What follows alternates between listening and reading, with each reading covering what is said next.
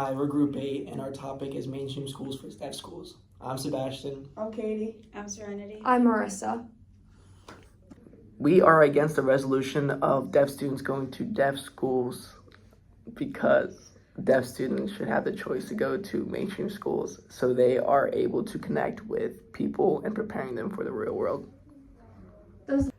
Our argument for deaf kids going to mainstream schools is that deaf children will have better opportunities to socialize with both hearing and deaf peers, which prepares them for the future workplaces and social interactions.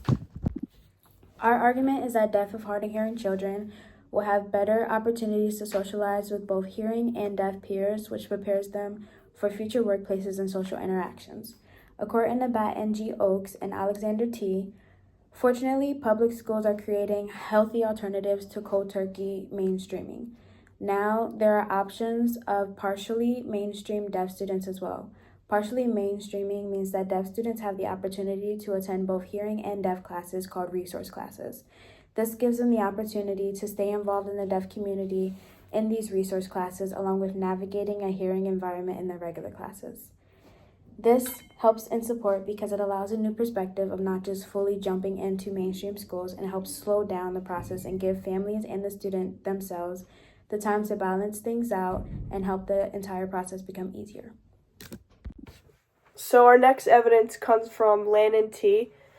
She basically was saying some of the pros of mainstream schools would be that they may have better confidence for themselves because they can speak up for themselves rather than having someone else talk for them, and they can socialize more with hearing and deaf people.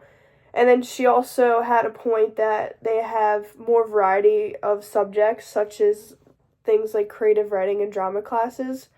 So, in other words, students in mainstream schools may gain greater independence and confidence by learning to express themselves without needing someone to speak for them.